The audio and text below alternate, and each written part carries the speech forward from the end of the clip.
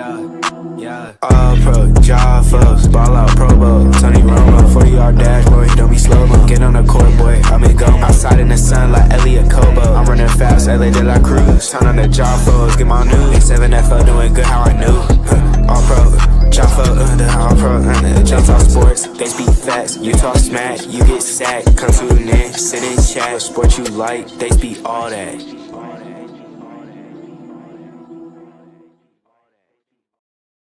Hey yo, ladies and gentlemen, welcome to another episode of the All-Pro JAFFOs, bringing you the highly elevated sports talk for the highly elevated sports fan. I am your host JP. Alongside me, as always, the prodigy EJ Wizzle, and DJ Mad6 won't be on tonight because he is headed to the Bay for a big show this weekend.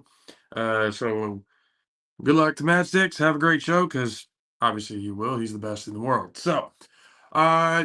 Super Bowl weekend, 7:30. We got the voice of the A7FL, Matt Ryan, joining us to talk a little bit of A7 football before the season begins March 16th. So you're not going to want to miss that. Stay tuned throughout the whole thing. Once again, appreciate you for hanging out with us on this lovely Friday evening. Hope everyone had a good week. Be sure to, hit the subscribe, hit the like, hit the share button, let everybody know where to get all of your, not just sports news, but pretty much anything under the sun. Jaffos TV on YouTube, Facebook, and Twitch, and then all social media handles at the All Pro or at Jaffos TV. I gotta get that out of my mind because it's all under one umbrella now. I'm not trying to run 4 accounts anymore. The NFL Hall of Fame class of 2025 has been announced. Some, or actually, you know what, all of them are deserving.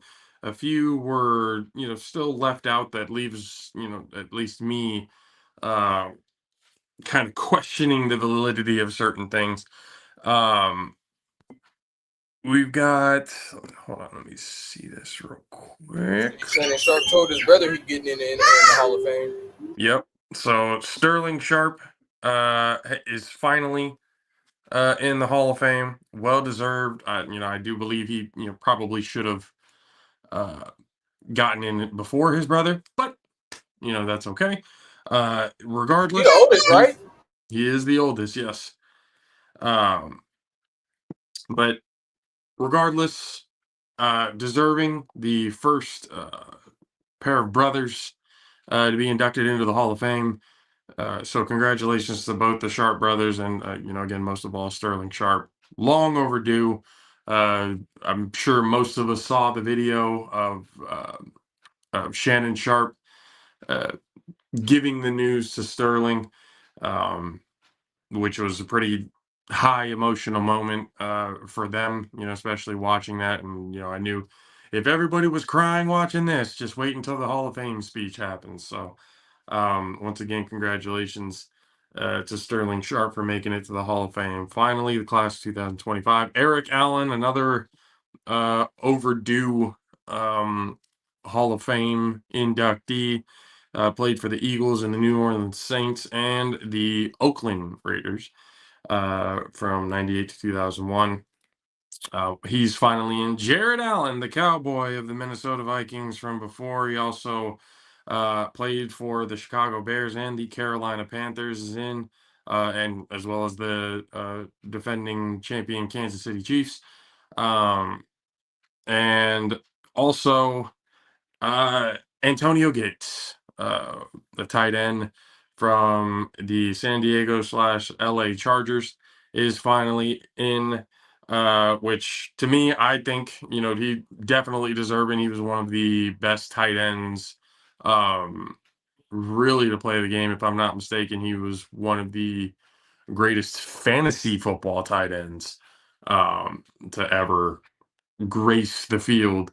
So that is the class of 2025 Hall of Fame inductees. All 4 of them definitely deserving. There's no, I got no quarrels with it. Again, I do think there are some other players who are long overdue that should be in soon. Guys like Roger Craig, just to name one. It takes Some Sterling so long to get in, especially since he's getting in with Antonio Gates. way too long. He's been retired for, God, I would say almost 20 years now that he's been retired. Won that Super Bowl with Brett Favre and the Packers. Wait, he did win a Super Bowl? Because I looked Yes, him he up on did. Wikipedia to see it. They didn't have the Super Bowl there. They didn't? You talk about Sterling Sharp, right? Yeah, Yeah, they didn't have that up there. really. I thought he was with them during that Super Bowl run. Sterling Sharp Super Bowl.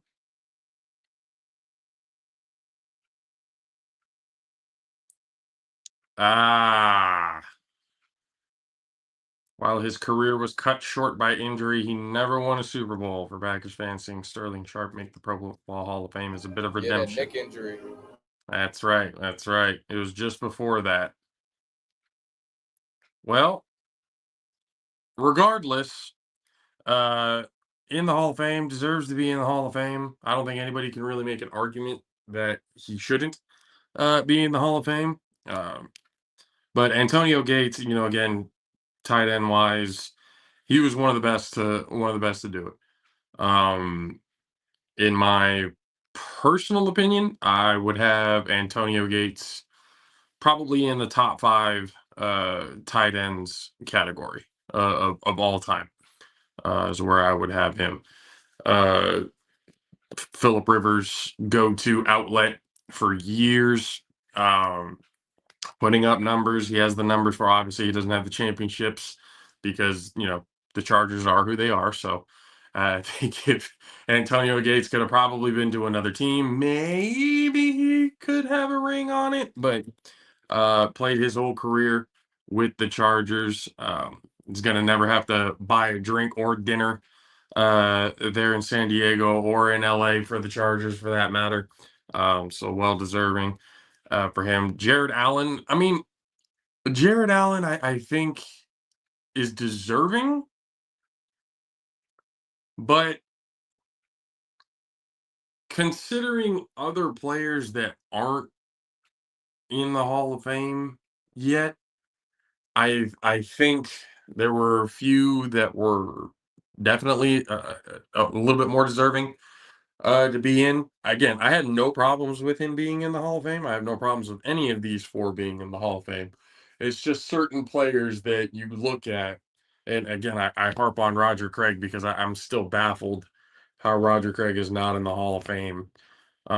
First running back to 1,000, basically, helped pioneer the trail for running backs of today, and how offenses operate. So how he's not in, I have no idea, but it's only a matter of time at this point. At least I hope.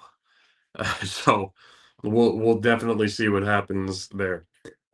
So the NFL honors was also this past week. I was yesterday, I believe. A lot of I guess what you would call controversy out of that, with Josh Allen winning the MVP. Um, I don't know what for. I don't know either. I don't know either. I I looked at it going, wow. They absolutely snubbed Lamar. Lamar had way better numbers. But I mean, again, I don't understand why Josh Allen won it this year. I feel like them giving it to him was a bit of a participation trophy move. Oh wait, you thought Josh Allen should have won? I mean, No, hell no. I Lamar thought should have Lamar won. should have won. Really? Lamar, yeah. Hell yeah, I thought Lamar should have won. If it was gonna be a court, and the only reason why I say that is because it's a quarterback award. The true winner of the MVP award should have been Saquon. Like, and that's not. I don't think that's really debatable. You're rushing for 2,000 yards. You should get the MVP.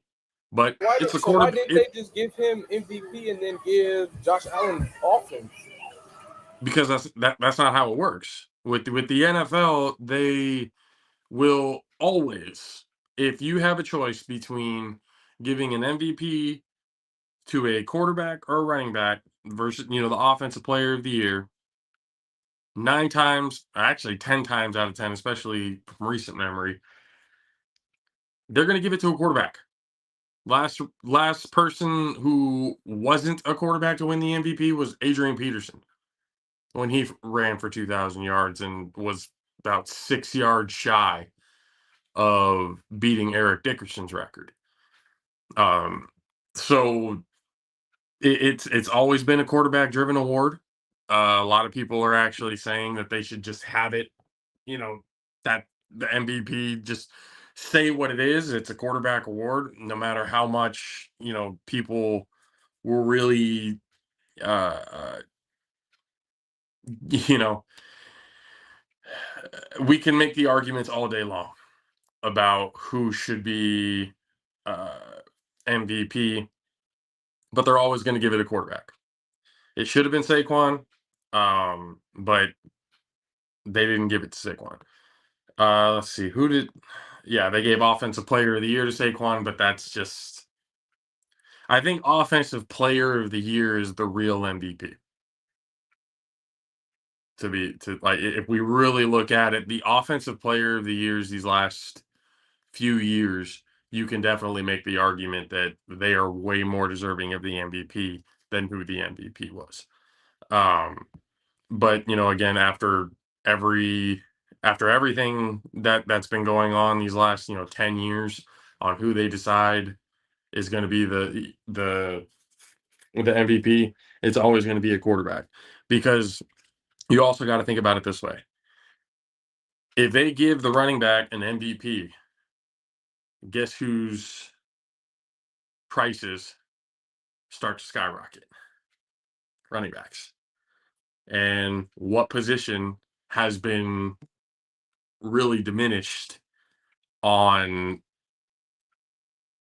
on how teams value the running back? I don't get it. I think it's probably, if you're not talking about the quarterback, the most important position on the field. Um, but again, they devalued it. But if they're going to give MVPs out, they're not going to give it to a position that they've been devaluing for so long. That now, if Saquon would have won the MVP, you damn right the market for running backs is going to change. Running backs going to demand that money. Yep, absolutely. Absolutely. And that's contradictory to what the NFL has been pushing when it comes to what they value as MVP worthy. Kevin O'Connell won Coach of the Year, the Minnesota Vikings head coach, which I believe is deserving. I mean, the way that Minnesota played this year, especially the first half of the season and everything, they were on fire. Back half of the season, last few games wasn't as hot, but I think him getting Coach of the Year, it's cool. I kind of think the Washington head coach should have won it, considering how young and inexperienced that team was to be able to make it all the way to the NFC Championship game with a rookie quarterback. Yeah, I don't know why he what, second to come in the running? Let me see. I believe so. I believe he was second in the voting. But they gave it to him. Defensive Rookie of the Year went to Jared Verse, defensive end for the LA Rams. That hadn't watched too much of him, but from what I had seen, the kid's a game breaker. He's going to be something good for that defense, and if LA can figure out a way to be able to keep him around for a long period of time, he's going to be a problem. So his 76 pressures were 20 more than the next rookie on the list. So it's just he was a player who was an absolute game changer for them. One of the reasons why that defense kind of held its ground. Not looking forward to seeing it to actually, you know, and yeah, Verse was, an excellent, this year. So wins it, comeback player of the year, Joe Burrow. Season-ending injury last year, ruptured the Achilles. Coming back, led the league in passing yards and passing touchdowns, but somehow wasn't really close in the voting for MVP. Total QBR, he was third. But I mean, comeback player of the year, that's just another thing on the resume for Joe Burrow. Offensive player of the year, obviously, we said it was Saquon Barkley. Defensive player of the year was given to Patrick Surtain. Yep. Somebody who I thought the 49ers were going to make a move for, but they never did. His stats this year were pretty insane. Surrendering the fewest receiving yards of anyone at the cornerback position with 306 all year. And that's on the average for the minimum coverage snaps being 375. So over 375 coverage snaps, he only allowed 306 yards. That's pretty insane. Had the lowest expected points added per target at minus 0.43. He had 4 interceptions, led the league in interception yards with 132. So definitely deserving of defensive player of the year. Obviously, the offensive rookie of the year, we know who that is. The great Jaden Daniels of the Washington Commanders. Again, as a rookie, taking the team to the NFC Championship game. He was the NFL's 4th ranked passer in total QBR. Threw for 25 touchdowns, 15 coming in the last 5 full games. Only 9 picks, so under 10 picks. I've said it before. He is everything that the Chicago Bears were hoping that Caleb Williams was going to be. But Caleb Williams is never going to be on the level of Jaden Daniels. We can call that right now. It's never going to happen. Caleb Williams will never, ever, ever be as good as Jaden Daniels is. I mean, hey, when you got a different nail polish on your fingers for every game, I see where your priorities It's not even so much about the nail polish. It's just like the dude is just he's diva extra for no reason. Like, he's not good enough to be a diva like that. He's not ain't even been in the league long enough. He not even so much has been in the league, but he's never, like, even in college he wasn't that good. Couldn't beat a top 25 team to save his fucking life. Utah was constantly kicking his ass. Over there, sitting there crying in mama's lap and everything. It's like, come on, dude. It's like and God damn it. Jordan Palmer, go fuck yourself, sir. I blame Jordan Palmer for all this because he's the dumbass who came out and told everybody, oh, this is the greatest QB prospect ever of all time. I don't know how he's considered, again, because you go and look at it, he's undersized, which they've always said, oh, any quarterback, under 6'1", or under 6'2" is undersized. Hand size is small, really small build.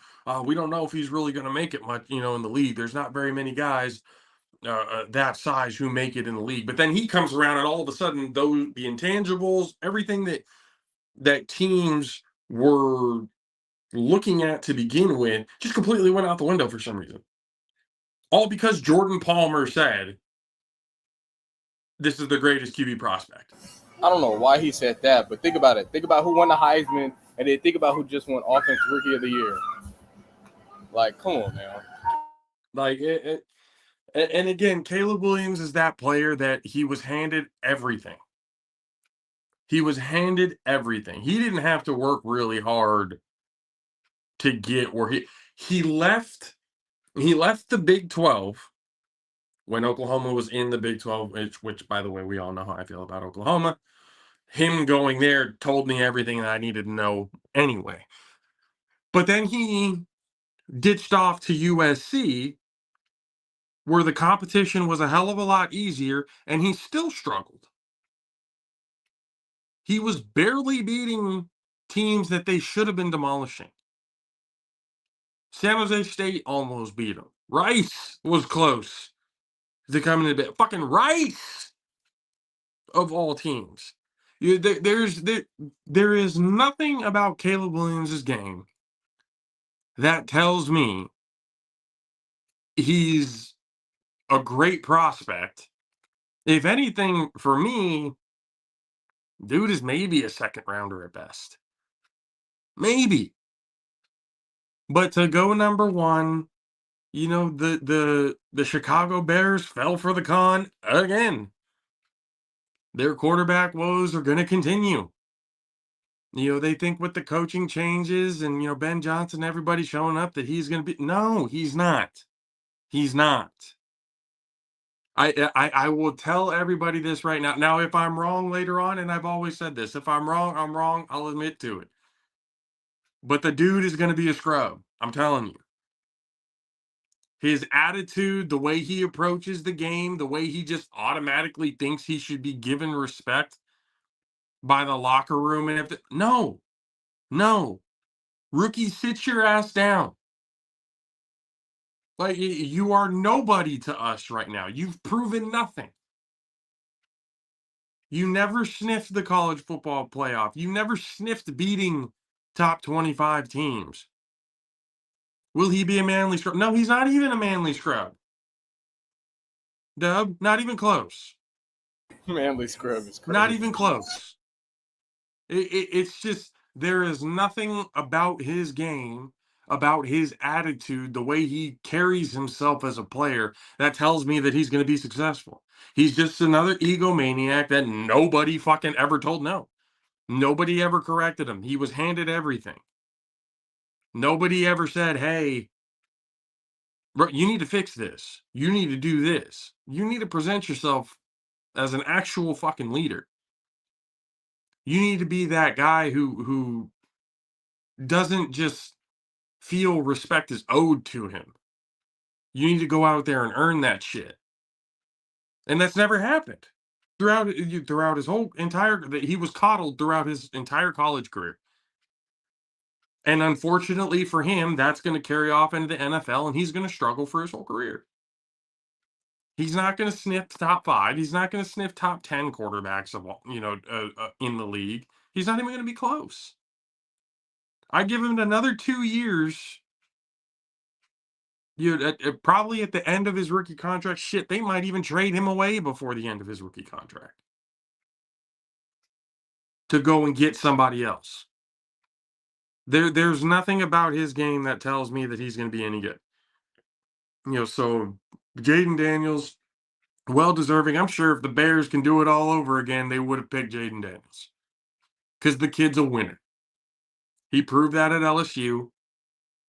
He's a winner. He's one of those players that has the ice in his veins trait. And if I'm looking for a quarterback, yeah, intangibles are great. That's fine. You can throw the ball a mile, cool. You're accurate, all right. You're big, strong, fast, that's cool too. But the intangible that I'm looking for the most, especially when it comes to the guy who's supposed to be leading the team, is that cool, calm, collected under pressure. Because he's going to be the guy to be. When everybody sees the quarterback freaking the fuck out, everybody's going to freak the fuck out. When everybody sees the quarterback struggling to get anything going, the whole team is going to struggle. But when the Washington Commanders look at their rookie quarterback, and it doesn't matter who we have, we got a fucking chance. We got a chance with this kid. And he proved that the whole year. Assistant coach of the year, Ben Johnson, for the Detroit Lions, who's now the, head coach of the Chicago Bears. So, you know, the way his offense runs, it could be helpful for Caleb Williams because they need to run the ball more. Caleb Williams can't be throwing the ball 25, 30 plus times a game. No, he's not going to be successful that way. If you think having him throw the football 30 plus times a game is going to win you games, especially in the NFC North, no. I mean, do the Bears have a good line though? Fuck no. That's another thing that they got to work on. So Ben Johnson's got a project, for sure. This offseason, it just like the 49ers, it should be offensive line we got to protect and maybe get a weapon, for them. They need to get better running backs. They're gonna need to have a run game, but with Ben Johnson there, that should be able to happen. That should be able to happen, but I still, even if they got a good run game, got the offensive line, got everything that they really needed, I still think Caleb Williams is going to struggle. I do not think during Ben Johnson's tenure that Caleb Williams is going to be the guy that he wants. Swift is not a bad running back, no, but they need another running back besides Swift. Swift gets hurt. He gets hurt. He gets hurt. Swift, he knows Ben Johnson. He was formerly a Lion, but there's a reason why they got rid of him. There's reasons for things happening the way it happens.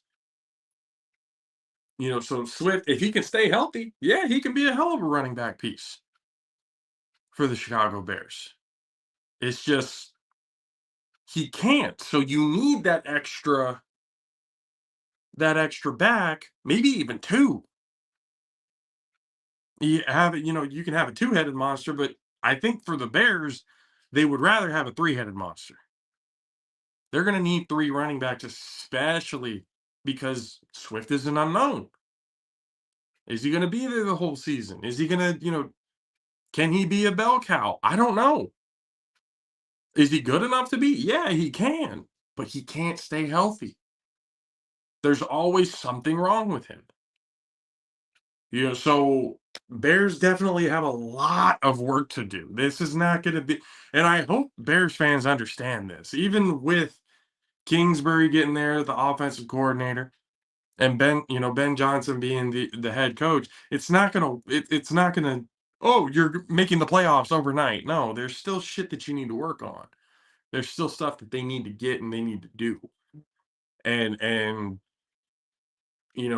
if they don't address that during this offseason, if they don't go after top talent at the offensive line, whether it be draft or free agency, it doesn't matter what they do. They're going to struggle. But I think Ben Johnson's a lot more savvy. I think he understands that. I think he knows that, and that there's a reason why he was so sought after. He's a smart coach. Definitely deserving, of a head coaching job. We'll see how it goes. I think he'll do good in Chicago, but it's not going to be with Caleb Williams as the quarterback. It's just not going to happen. But ladies and gentlemen, it is 7:30. And when we have guests, it's always something that we love to have. But now we have one of the most respected individuals in the A7FL. The voice of the A7FL, advocate, definitely loves the game. Ladies and gentlemen, Mr. Matt Ryan. How are Good you, sir? evening. I'm doing well. Good evening, everybody. How we doing? How we living on a Friday night? Hopefully, much more active than me. I don't know. You've been pretty busy lately on the YouTube channels and everything else like that. So I wouldn't say you weren't active. Yeah, I'm trying. I just meant in terms of social life. I very much live a hermit lifestyle. But I mean, come March 16th, that would be changing a little bit. You'd be out and about. Well, I'm coming to you from my command center where I will be hosting A7FL games of the week every single week because we'll be bringing you games from the Midwest. We'll be bringing games from Las Vegas and also from the Northeast. But with that, we have to bounce around a bit. So instead of doing it from one of the stadiums across the country, we'll be doing it from our various command centers. And as of right now, all three of us are coming back, me, Rob, and Corey, schedules permitting, real life permitting. But right now, I know I'll be back every single week this season on the road to the A7FL National Championship this June. Looking forward to it. Absolutely looking forward to it. So it's the 11th season. That obviously we're excited for it. We know, friends Mizzle and Dub, A7FL Nevada, everybody's ramping up, coming back for next month. What are some things that you have seen, or what are some things that you are excited about going into this season? Well, I think the one thing coming into season 11 is the Northeast is probably going to be more competitive than at any point in the expansion era of the A7FL. And I think that competitive nature is going to be rising across the board, especially with what we're seeing in the Midwest. We're seeing a lot of talent rise up out of there and a lot of eyes on them with the games of the week every single week. So Indianapolis, Covington, the Heist, and now the Midwest Legends, they're going to have a lot to prove starting on March 16th with that spotlight. In Vegas, trying to make history. In New Orleans this Sunday, we may witness a Pat Riley payday. And on the other side of that, in June, whether it's out in Vegas or out on the East Coast, the Las Vegas Insomniacs are going to go for their third in a row. So to me, that's one of the biggest stories, how the Trenton BIC respond. The free agency conversation surrounding their defense has been huge, and there's still a lot of moves on the table, a lot of stuff coming out about the Patterson U, and seemingly now there's a partnership between them and the Rahway Snow Tribe, who aren't competing in 2025. They seem to have merged, and we've heard conversations in the background the last few seasons about potential mergers or potential situations where we see a quote unquote super team. Whether or not I would label that a super team depends on a bunch of mitigating factors, especially when it comes to Trey Baskerville, when it comes to Suge, the running back, and also Quattro Huffin. This may be his last season in the A7FL. We may see him play one final time in a high-level game in the A7FL. Will it be in a Patterson U uniform? As of now, that seems to be the option. Omari Thomas has made the move from Baltimore to the Silk City Animals. So you have Omari Thomas, who's one of the best running backs in the league, joining Kwani Morgan in an offense that has gotten better. A lot of questions around the Animals defense, whether or not they're going to get better. The Old Bridge Hawks are back, and who they recruit to put on that squad is going to be very interesting, especially with a lot of the weapons at play. Jason Sisson might be making a return to the Trenton BIC, which is going to be big news. There's a lot of different things in play. The one thing I'm excited about is to see all the different games and how they're going to play out this season. Because everybody in each division is going to get a crack at each other. And how are these teams, like the Virginia Heathens? They recruited one of the best players from the Indianapolis division. He moved to the DMV, and the Heathens picked him up. They also picked up, I believe, Burrows, who was a guy that was talked about for the Buzz last season. Yep. So the DMV is going to be a really interesting place heading into March 16th and beyond. Are there any of the newer expansion teams that you're kind of, keeping your eye on? I know the Heathens were a team that I saw. The Legends were another team that coming in. It's kind of if I was looking at it correctly, the Legends are essentially, basically a renamed version of the Chaos.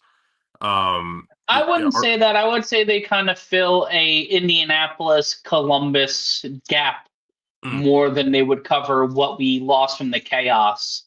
I think we're going to see what we saw from the Chaos and a lot of the players from that team who aren't competing this year take a new form in 2026. But I think the Virginia Heathens are going to be a really interesting team to watch. I think the Old Bridge Hawks, who are an old team to people who have watched the A7FL before 2024, but as a reconstructed franchise, how are they going to play into things? How are they going to fill the vacuum left by the Snow Tribe? Whatever comes out of Florida and Los Angeles in terms of new teams, that's obviously going to be an interesting conversation. I think we're going to see more of a middle class this season, especially in the Northeast. We're seeing a lot of teams get tighter. We're seeing a lot of players. The East Orange Renegades have an entirely new offense. They've installed Ron Clark as their general manager. He is a legend that's played in championship games. If you watch highlights on our social media, he shot a fair amount of them. He's really connected in the New Jersey flag scene, and he has found himself a group of players who are called TMU who on the flag scene to come to the East Orange Renegades. And they're looking to wreck shop in already a very tense and competitive division. Yeah. I don't think we're going to see a lot of the blowouts, the pinata games, the Matt Ryan and Corey talk about absolute nonsense. We're not going to go to the chat this much this year because those games had opportunities to be competitive, but I think things have been ratcheted up, especially with how the championship ended last season in Asbury Park. I can speak to the collective distaste in the mouth of every single player and every single team. And it's not because it's Vegas, but it's because of just how the loss went down. The fact that it was a loss and it was at home. I think if it's any team, losing to any team in that situation and having it just fall apart right there on your home turf, that's going to stick with you. Yeah. And it mutes a lot of the arguments that people out here made about the Insomniacs last season. I think we're still going to see that conversation because it's inherent. They're going to make the claims about the playoffs. This will be probably the most competitive regular season and honestly the most competitive playoff structure in A7FL history since the expansion era truly began in 2022. I like that. I like that. And I was actually thinking about it too, especially how, obviously, yes, it left a bad taste in the mouth of everyone in the Northeast, not just, the BIC definitely in particular, but now, they're going to say, oh, well, it's still not competitive in Vegas. From what I'm seeing out in Vegas, I think the competition there is going to ramp up. Last year we did see the Insomniacs show that they're at least a little bit mortal, with their loss to Cypriot. I feel like if you talk to the Insomniacs, they would chalk that up to a championship hangover, and that could be a situation of them getting that loss out of the way. And you can see early on in that championship defense season and all through Fall Brawl, they weren't going full tilt. They didn't have everybody. People were hurt. Yeah. And also they felt like they could take half a step, that they needed to prepare for the bracket that was going to be coming up and that they would have to be on the road for quite a bit of it. So I don't fault them for that. I honestly think in this league, if you're walking into this year's playoffs 6-1 or 5-2, you're going to be in a pretty good spot. But anything after that is you're going to get a hit. And that varies on division. But when it comes to the Northeast and, out West, who have about 4 to 5 spots pretty much per spot, there's going to be more room, but it's going to be a tougher race to the middle than at any point this year because there's not many, if any, gimme playoff spots, especially in the Eastern Conference. Oh, no, especially, even again with what happened last year, and obviously the Insomniacs have been running the league these last 2 years. I think that should be at least somewhat acknowledged by everyone in the Northeast. I think what happened last year is a motivating factor for the way things are being moved around. But do you? I mean, at least from what you've seen in the Northeast, what are the talks like? Is there's never been, at least now, a whole hell of a lot of respect for the West. So has that respect at There's least been? respect for the Insomniacs. I feel like when we get to the Final Four, I think a lot more people, because I have Insomniacs and Sick with It at the top of the West and making it through to the Final Four. I think a lot more people are going to respect Sick with It and that offense. But it's exposure, man. Like, it's playing against these guys. And when you see the output from some of these games and you're seeing that the huge differential, and sometimes it's between the 2 and the 4 seed, that is a bit of a pain in the, a bit of a problem. I think as the West develops and they continue to show that they have hyper competitive teams and more teams are able to stay in pace with the Insomniacs, with Sick with It, they may not be able to beat them because a lot of people in the East have not been able to beat the U or the BIC up until the championship game. The only team to beat the BIC since 2022, I believe, was the Patterson U. So the Patterson U and the Las Vegas Insomniacs are the only teams to beat the Trenton BIC over the last 4 seasons. That's an absurd stat. And speaking of absurd stats, I've been talking with Cole Gardella, who's our stats producer on Games of the Week. And Cool. every Animals BIC game, and there have been, I believe, 6 so far, every game since the BIC scored 30 in that first game have scored more points in each game. And if you remember the last time those teams played, BIC put up 80. Yeah. And what's the 4 o'clock game? What's the marquee game on week 1? BIC and the Animals. Yep. So either history is made in some shape or form in that game, because either way, the BIC put up 81 points or they break the trend. So that's an interesting little side piece to that. Also, Tender versus Sterry, round 3. Yeah. That to me is going to be a battle of presumptive nominees, MVP nominees. Are we thinking and this is purely based off of what I saw last season. Obviously, if they continue to grow and get better, then obviously that's not just good for the league, but good for the Animals too. Is that team looking to start making a run as being respected as one of the top 3 teams in the Northeast? I would say right now, the Animals are number 3 or number 4 in terms of teams in the Northeast. Okay.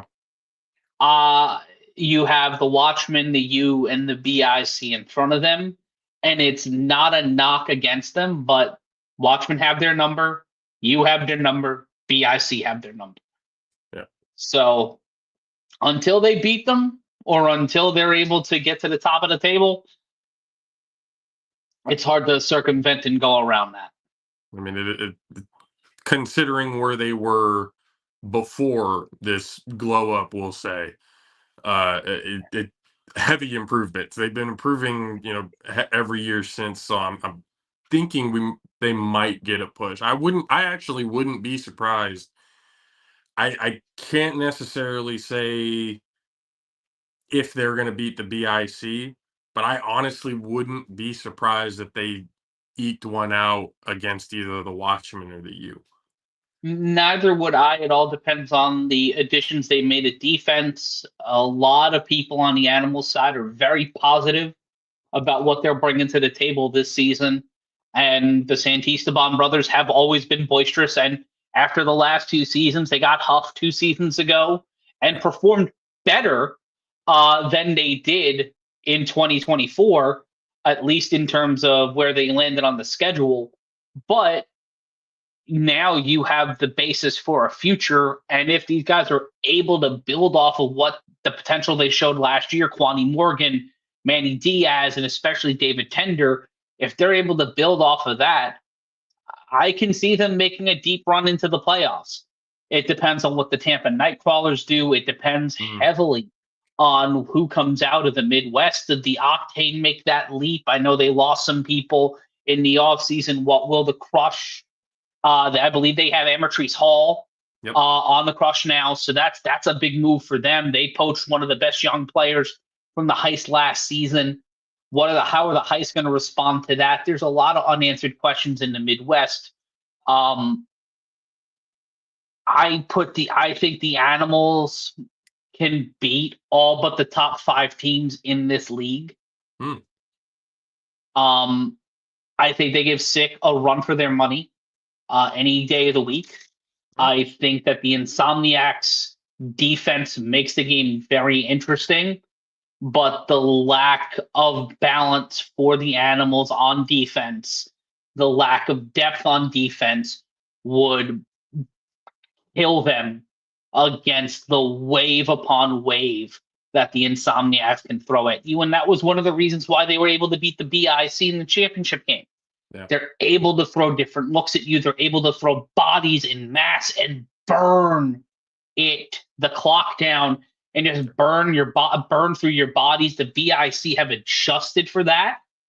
And it's not official yet, but there's a lot of guys who you've seen play against the BIC in some of the biggest games in league history who for the first time ever are throwing up the fist on Sundays.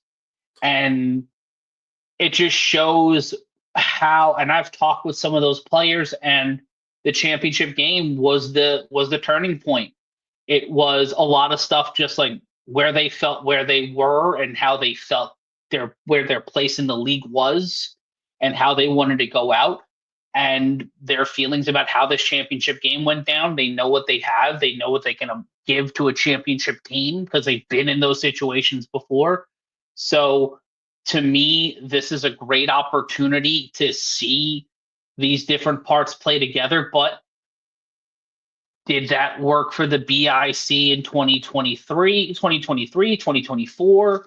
Did it work for the U in 2022? If they're able to put it together over the course of the 7 to 8 games that they're going to have to play to get to the Final Four, here's hoping. But if you're the Insomniacs, I think you're doing everything you can to make sure the BIC do not see you in the championship. I think the Insomniacs want them in Bullhead. Because you have the momentum, you have the fresher legs, and you have the travel there, and you have that energy. If you were there in Bullhead for the national championship in 2023, you know exactly that feeling. Oh, yeah. And momentum-wise, that could shift the game. That can completely change the tide. And I think that had a little bit to do with the 2023 chip, in my opinion. I mean, ever since that 2023 championship in Bullhead City, there has definitely been a shift in the A7. And now, I mean, whether and that argument still kind of going, oh, they're trying to build a super team to beat us now. It's like that whole thing. I never really thought getting basically all the best players in the division on one team always made the difference. There still needs to be a chemistry. There still needs to be an understanding and a building between here's why I think it will work. And I agree with you. You can't just have it be. It's not Madden. It's not fantasy football. These are human beings, and you need these human beings to work together. The one advantage these guys have is that they know each other. They've been playing against each other their Yeah. entire adult lives. They've grown up with each other, especially on Facebook, on the boards, and all these other places. So there's already rapport. Yeah. And a lot of them are at the age, I'm 35. You get to the age where it's like, pardon my language, fuck, man, I want to have fun and I want to be where I'm most useful. Hmm. And I think that a lot of that is this BIC team. There's obviously going to be ego because these are a lot of talented people playing in a position where they're getting a lot of spotlight, and they're going to want to have their time in the spotlight, and they're going to want that sacrifice to pay off. But I think we're going to see a much more balanced BIC team this year, especially if a couple of people that we did not see last year make the return. Whether or not they're coming back is anybody's guess. If in the A7FL, even if you're on the roster, I need to see you in uniform on Sunday to believe you're playing for a team, because all the rumors that we heard last year are back. Yeah. I was talking with a couple of people today, and they were telling me about, oh, this person might be doing this or that, and it's more probable than ever because we've seen these moves from Indianapolis to Virginia just kind of happen. And then you had the Trey Robinson move from last year. Yeah. So it's plausible, but until I see him, it's like my buddy, our friend, Zach Morgan, who's going to have a much more present role in the games of the week this season. You'll be hearing his voice a lot more this year. I'm very excited for that. With Dominique Rodgers-Cromartie, the running joke was every time he saw him, he wasn't there, except for the one game he played. Zach was at a wedding, so it's the DRC. We call it the DRC rule in the fallout shelter. If they show up, if they're playing, then we'll believe it happens. But that's just kind of that makes the A7FL fun. That element of that Attitude Era level of Crash TV. Someone might come through the curtain. Fucking Who's Line rules half the time. I'm finding it funny that we're basically calling Dominique Rodgers-Cromartie, former NFL player, a chicken shit. No, it's not. It's not him being a chicken shit. It's just like just mistime. He just wasn't able to be there, or different things like that. It wasn't him not playing or being scared or cowardice. It's just the idea of DRC plays in it. What the hell of it all. Yeah. When you have that, and then sadly he wasn't able to make certain games or things like that. So it's just when it happens and I see it, I will believe. And that's, anything anymore. You need to see it, feel it, touch it, return it, and then buy it again to make sure that it's actually real nowadays. Yeah, no, for sure. How much is, you've already got it touched on it a little bit, but with the vibe and everything that's going on in the Northeast, I obviously know you got your ear to the pavement with everything that's been going on there. And I think this is kind of a goes without saying type of question, but I'm going to ask it anyway. How much of how are these teams thinking when it comes to wanting to beat the West? And when I say the West, I obviously mean the Insomniacs, but are the Insomniacs living rent free in the heads? No, I think they want to beat anybody and everybody who's in front of them. This isn't me doing Pravda for the East because I don't necessarily need to. RTU does enough of that for everybody. And shout out to my boy RTU. I love Keith. But when it comes to the East, like, it obviously has an effect. Like, you're gonna have to play against them at some point. If you are one of the top teams in the East, you're gonna have to game plan and scout and also recruit to play against them. I think that the idea of them being rent free in their heads is a very pro wrestling internet kind of way of looking at it. If you want to first takeify it, or if you want to go, within the margins or whatever the phrase may be on stuff like this, if you want to kayfabe it, yeah, like, oh, they're definitely living in their heads. But yeah, of course, they won the championship on their field. And got posterized in the process. Of course, that's going to have an effect on everything you do moving forward, because you don't want that to happen again. Yeah. But it's not the I'm not mad. I want you to tell the paper, and I want you to put it in the paper that I'm not mad. Stop telling people I'm mad, because I feel like we're not 16-year-olds. This isn't MySpace. This isn't MySpace in 2005. Janie didn't take me off of her top 8. I think we're good. I think we can do show, obviously, and we're gonna do show throughout the year for stuff like that, because that makes the show interesting.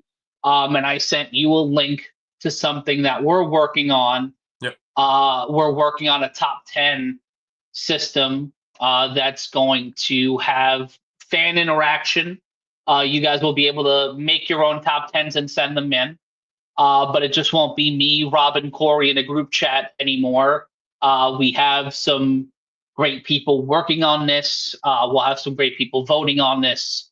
And we'll have that released every week during the regular season, to kind of take a whole, present a totality of the league, a total look at the A7FL. And I'm really excited for rolling that out. I'm really excited for some of the shoulder programming we're working on based on some of the stuff we've done over the last couple of seasons. Really get more people face forward, really dig into our stats and dig into the storytelling component, a lot of our history. As I talked about earlier, Cole Gardella and I are definitely trying to integrate that more into the games of the week.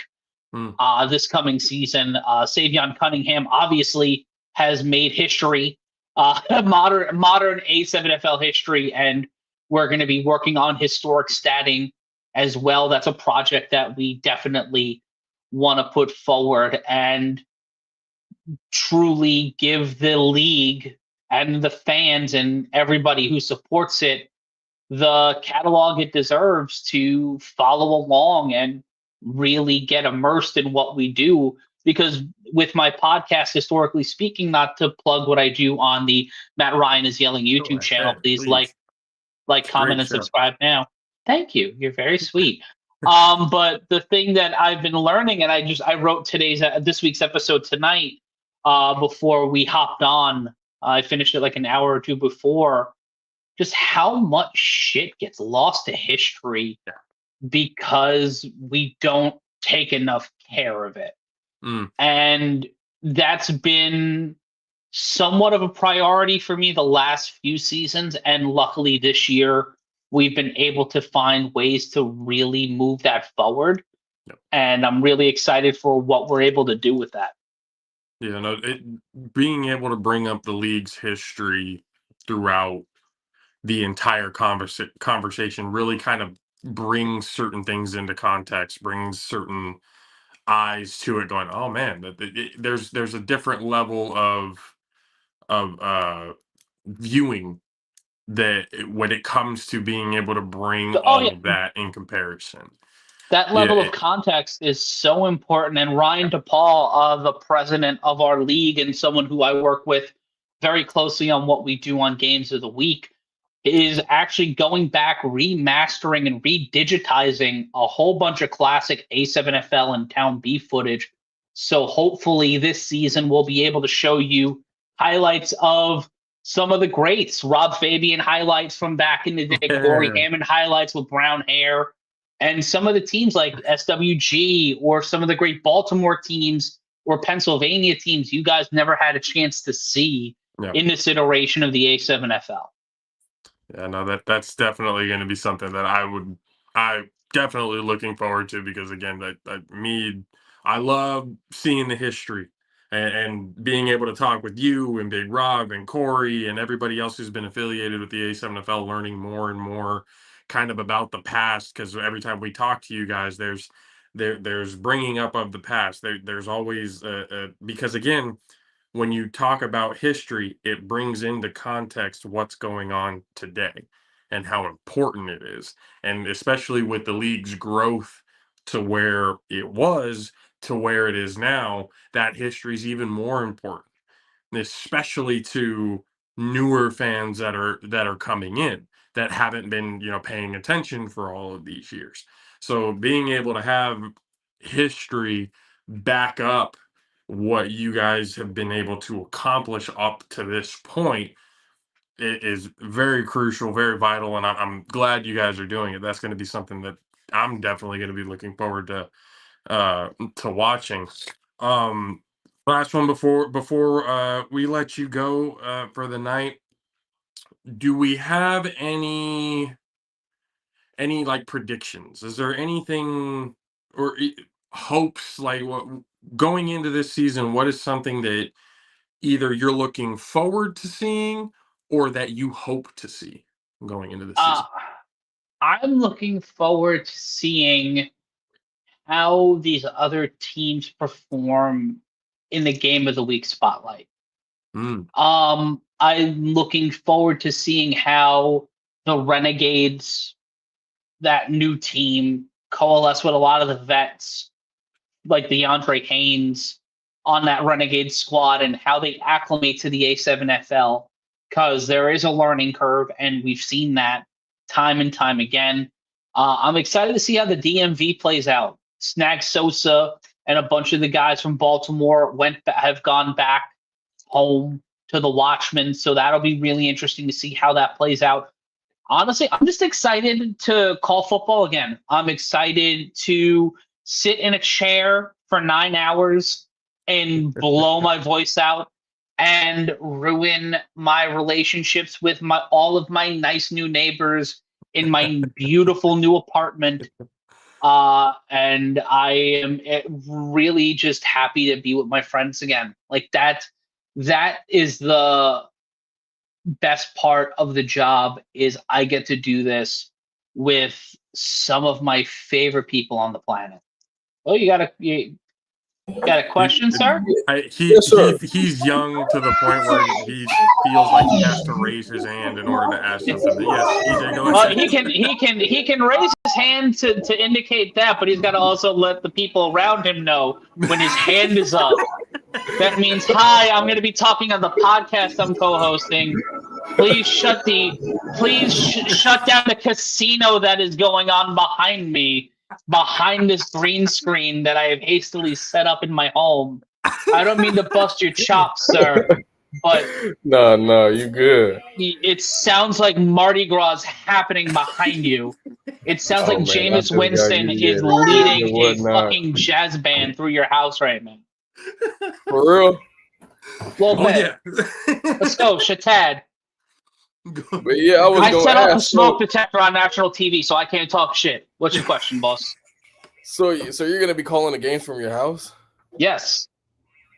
Oh wow. Underneath this desk, out of view, is my roommate wants to set my face on fire for the cable layout that I have in my office. I finally have an office, and I have a computer here. I have a new monitor because I will be standing. When you see me on camera this season, I will be standing, but I will be sitting here during the games to call them. And it's gonna be it's been an interesting experiment so far. We're actually doing some testing this week, and it's gonna be a real interesting experiment. We've done it before. The first Fall Brawl season for Vegas, we did all of those games virtually. Any So particular Really? reason not in the booth instead of Hmm? or going remote instead of in the booth like well, or we're at doing Asbury 3 Park? games from 3 different locations, so with me, Rob, and Corey being the voices of the show, it made the most sense to do this, and also just to keep, we all live 2 hours away from Asbury Park, so it's just a lot of other productions are going to this cloud server process, and to save, we're going to be there it's a 9-hour day, and with games in Vegas and games in Midwest, it just made sense to centralize operations from the central studio here and in New Jersey, and sending it out that way. Just But making we it may be easier to making keep track. some live. Don't worry, Championship Sunday, and possibly the Final Four. That's not confirmed yet, but we may make our way back out to Bullhead. I will not be bringing my cleats with me. No, Would you unless- mind me asking how you guys are doing that? Well, we're gonna be getting the feed in from all across the country. We're actually getting different camera feeds pulled in to our central system. That central system will be sent to the announcers, and then that final feed, will be sent out to all of our distributors with the graphics and everything. It's just being sent through different pipes instead of one direct pipe. It's going from A to B to C. That's good. It'll work out. If anything that you guys have done, you guys have always busted your ass to make sure that production, especially that whole weekend in Bullhead, watching you guys work. You can see the gray hairs from each game week just sprouting up here in this man bun that I've hastily thrown together before we got on the air here. I mean, but I have no doubt it's going to be entertaining. I have no doubt that it's just going to be another memorable season, because it just seems to get better and better and better every single year. And having you, Big Rob, Corey, being able to call the action, it's always fun. Mr. Ryan, always appreciate you. Hope to talk more during the season. And then good luck. Hope everything goes well. We'll definitely be watching and keeping in touch. And we'll see you again soon, sir. Thank you so much for having me on. Be well, be safe. Bye-bye. And no, he always goes out that way. One way you'll learn about Mr. Matt Ryan, he always has the abrupt exit stage left. For real? Oh yeah, every single time, ladies and gentlemen. Matt Ryan, the voice, the Jim Ross of the A7FL, the voice you hear on every viral clip that the A7 has had throughout these last few years. He's definitely a huge asset to the team and to the A7. I wholeheartedly believe without Matt Ryan, I don't know if the league is pushed as far as it has been so far. So, always appreciate Mr. Matt Ryan for being on with us. And then now being followed by another family member who's constantly with us, Mr. Dub Alvarez. Dub, what do we think of Mr. Mr. Ryan? Dub! How did we like that? There's a reason why I call him the Jim Ross of the A7FL. The knowledge, everything that he's got. I'm really with Cole. I mean, shout out to Cole. That kid is a supercomputer. The way his head works when it comes to stats, when it comes to pulling up, everything. I mean, go ahead. No, Cole, Zach, and Alex and Dave. I mean, Cole, Alex, Dave, and Zach. They are very good at what they do. And you and I saw that firsthand 2 years ago in Bullhead City, and just how they can do what they do to put a broadcast together. And now with all the other outlets that we're going to be having this upcoming season, just even makes it more spectacular. But as I've often said about Matt Ryan, I will be his Bob Cottle and Tony Schiavone to his Jim Ross. No questions asked. Absolutely. Really, anything that Matt has asked, I have been, especially if we can do it, definitely want to do it because being able to kind of talk with him and pick his brain and kind of see how everything gets working in this league and stuff like that is always a treat. And again, with them bringing the history, or at least more of the history of the A7 to the forefront, to be able to give everybody an idea of how far the league has come, is definitely going to be something that's going to be awesome to see. So, again, appreciate Matt Ryan for coming on, gracing us with his presence, and being able to kind of give us a little bit of insight on what's going to be going on this year. It's going to be exciting. I'm excited for March 16th. I mean, I can't stress that enough. That especially the league. Once again, it gets better and better every single year. So again, ESPN, y'all are a little late, but we're glad you're here. I'm glad you guys are watching. Glad you guys are paying attention. Well, because you know what? If he happens to catch this, hey, Pat McAfee, one weekend, doesn't matter what part of the country, bring your crew down to catch it live so you can see it live for yourself. So, Pat McAfee, there's your invitation. that means getting your ass to the championship or the final, whatever it may be, to be able to get the whole aura of what the game is about. Get down there, Yes. to be able to see what's going on. You and everybody else, for that matter. A7FL, be able to catch them. A7FL.tv, A7FL on YouTube. My God, they're on Fox. They're on Fox. They're on HBCU Plus. They're on. God, I mean, so many different outlets. They're on Singing. This year, they're also adding YouTube TV. They're also adding Hulu. They're also adding Tubi.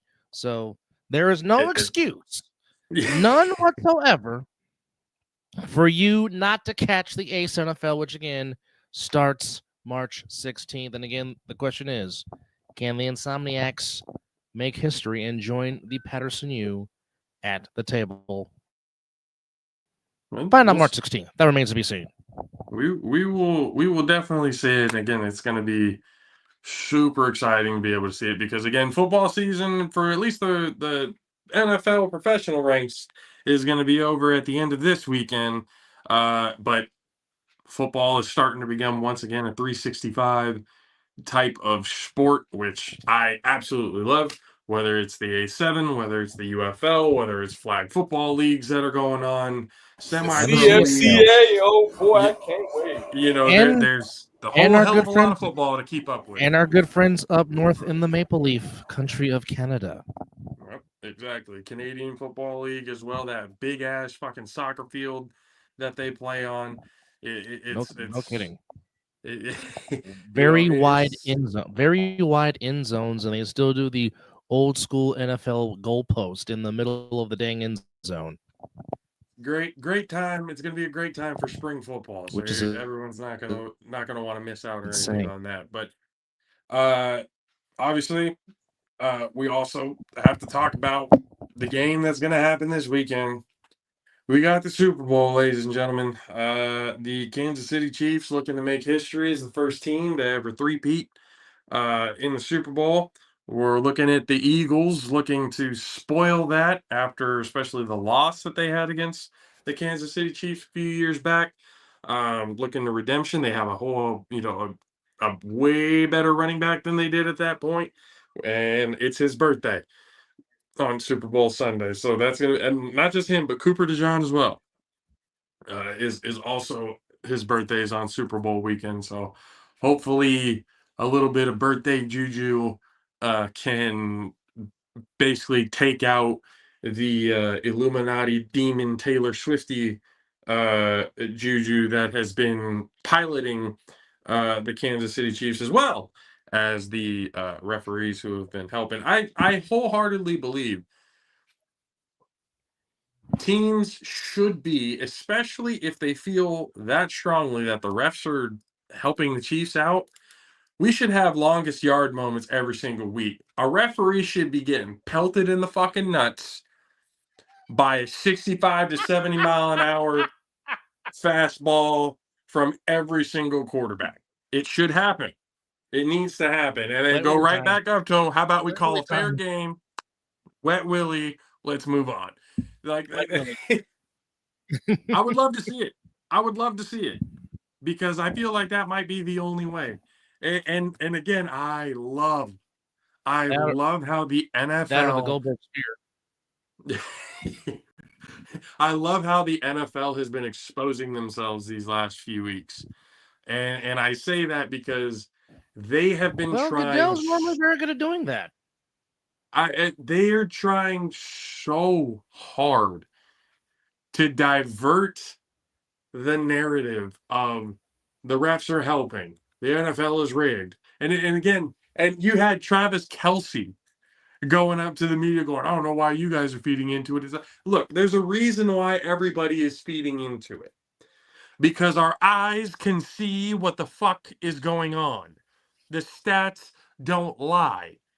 The film don't lie. It has been more obvious this year than any other year. The fact that they are now starting to try and oh no, it's not rigged. I can't believe you guys are fit. The fact that they're trying to basically do cleanup duty in these PR moves tells me that it is. That's the thing. You would never acknowledge something that wasn't true. You would never acknowledge something, especially to the point that they're doing it right now. You know, they would never, ever, because they haven't before. Because people have asked them years prior about this, and they go, whatever, and then move on. They don't make it a point to actually explain themselves why things are going the way they're going. That's obvious sign of guilt. Big old sign of guilt. So like I'm hoping because of everything that's been going on, the NFL is going to want to get that sent off, and Patrick Mahomes is not going to have the help that he normally has. Yeah, I wholeheartedly hope that, because one, that's going to make for a better game. Well, It's going to be a fair game at that. You know, but the last time Patrick Mahomes didn't have this much help, he got his ass whooped in the Super Bowl by Tom Brady. well, When he I will didn't say get the this. same help that he's gotten on every other Super Bowl, Patrick Mahomes got his dick kicked in. So, either Tom Brady needs to come back for retirement. The Eagles' defense. Go ahead. I'll get to that in a minute. Go ahead. I'm just saying the Eagles' defense in this Super Bowl is a lot better than the defense the Chiefs played in Super Bowl 57. And for me, and I've said this verbatim, X factor for me for the Eagles defense is Jalen Carter. If Jalen Carter is wrecking havoc like Vita Vea did in Super Bowl 55, it's going to be a very long day for number 15, Mr. Kermit the Frog. We'll see if Jalen Carter gets over the flu symptoms that he's been having this week. Thank EJ for sending that, because apparently there have been, I don't know, about 6 or 7 players, all of them either offensive linemen or defensive linemen, that got hit with flu-like symptoms going into this Sunday. So hopefully that won't be a factor. You know, I know the flu, especially nowadays, how much is evolved as an ass kicker. I get it. You know, but hopefully it's not too much of a factor going into Sunday. But if anything is going to be plaguing the field with sickness, it's going to be the fucking zebras. It's going to be that. I honestly hope that, I mean, we've gone over already the referee crew that's going to be doing this game. And I like what I see. I like what I see when it comes to the refs that are going to be doing this game. But that doesn't mean the devil ain't going to tempt. That doesn't mean he ain't going to try. You know, so I'm looking at it going, and I'm going to be completely honest here. If the Kansas City Chiefs win this Super Bowl, get the 3P. Travis Kelce rides off into the sunset, proposes to Taylor Swift on the podium in front of everybody while holding the Vince Lombardi Trophy in his hand and the ring in the other. If it is done, Dear Lord, no. No. if it is done Can't. in a fair, like if the game is fair, like if we can go and watch film and go, you know what, it was called evenly, right down the middle. There is no chance of, oh, this was rigged, oh, this was rigged, timing of certain penalties and all that stuff. I would much rather the whole fourth quarter the refs just swallow the whistle and let them fucking play. That's what I mean. If you have obvious pass interference calls and stuff like that, but none of the minuscule shit.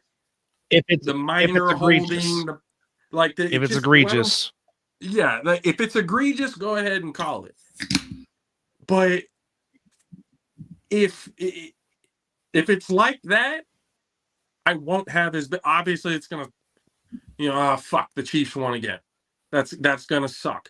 But if it was fair, I can't necessarily complain too much about it. But obviously, if shit hits the fan and it goes the way I think it's gonna go, yeah, it's gonna put a stain on the NFL.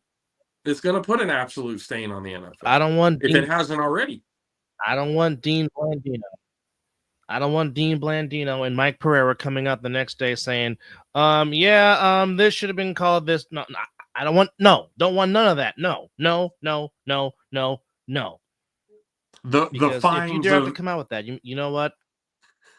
The fines that players get, like with Travis Kelce getting fined for that taunting and the instigating that he did, against the Bills over, DeMar, he got fined for it, but obviously he didn't get called. None of that shit fucking matters if you're not calling it during the game. Like, none of that shit matters. Like, yeah, he can get a fine, $10,000. What's a fucking $10,000 fine to Travis Kelce? Nothing. Absolutely nothing. He probably wipes his ass with that That's amount chump of money. change. That's gas money from him. That's chump change. That's absolutely nothing. So, I agree. I do not want $10,000 if you want to give it away. I do not want head referees coming the next day going, yeah, the refs fucked up. They should have done this. They should have called that. They should have did this at this. But because it keeps that sour shit taste in your mouth. Because as not just a fan, but as somebody who has a passion for this game, as much as I do, I hate to see it treated that way. Because it's not authentic, it's not real, and it means nothing. You're not doing anything to push the game. If anything, you're pushing fans away from the game. You're not doing your due diligence by former players that have busted their ass, blood, sweat, and tears to make this league what it is. To patty cake around certain shit, just handing people, just so that you can be able to tell a certain narrative down the line. It's the football gods don't like ugly, and they will find a way to come back and blow it up in your face. And it's going to be spectacular. It is going to be the most spectacular downfall that you have ever seen. Because, all right, you sold your soul for these 3, these 4.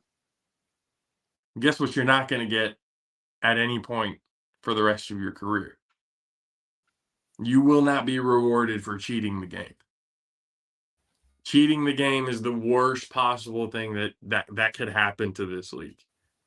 And again, somebody who's watched, somebody who's analyzed, has a passion for the game, being able to see everything that's gone on. I love the history of the game, the players.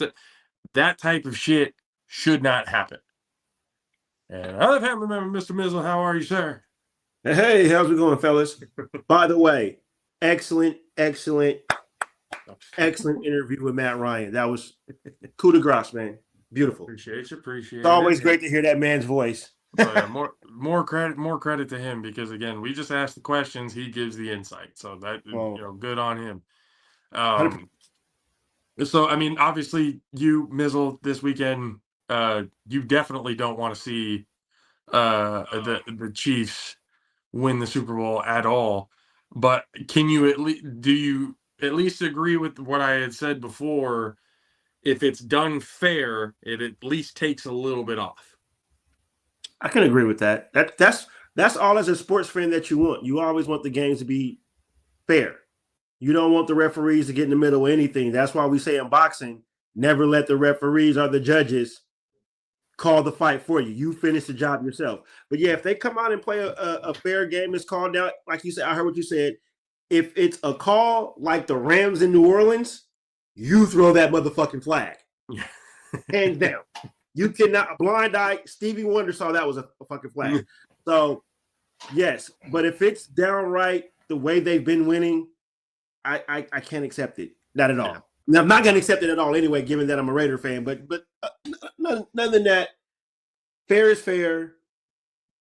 As a love of the game, if they go out there and handle business the right way, what can I say? We come on this show and we say, hey, good job. Congratulations. You made history. Good for you. And damn it, I'll be damned if I see Travis Kelce get on fucking one knee if they win the World Super Bowl. I'm telling everybody, see it happening. If they end up winning, it's gonna happen. They're probably already married. They're probably already married.